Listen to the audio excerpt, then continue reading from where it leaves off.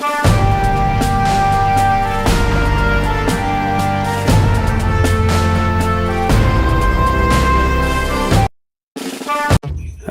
निवडणूक आयोगाच्या चुकीच्या निर्णयाने राज्य सरकार व मैदानात उतरलेल्या उमेदवाराची हिरमोड, कार्यकर्त्याची झाली काडीमोड। इच्छुक कार्यकर्ते निवडणुकीच्या मैदानात लंगूट लावून प्रचारात उतरले असून निवडणुकीला चांगलीच रंगत भरली होती।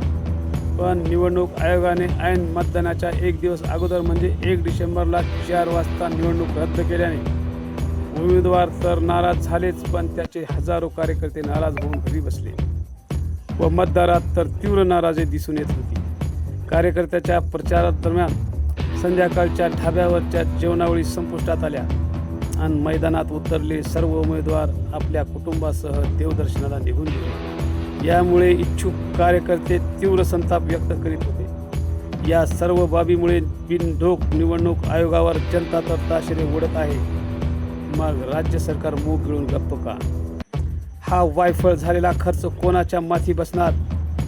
या चुकीच्या निर्णयामुळे कोणाला जबाबदार धरले जाणार, अशी खंत मतदारातून व्यक्त केली जात होती। निलंगा हे शहर तर 2 दिवस शांत दिसत होते, कोण कुणाला भेटत सुद्धा नव्हते।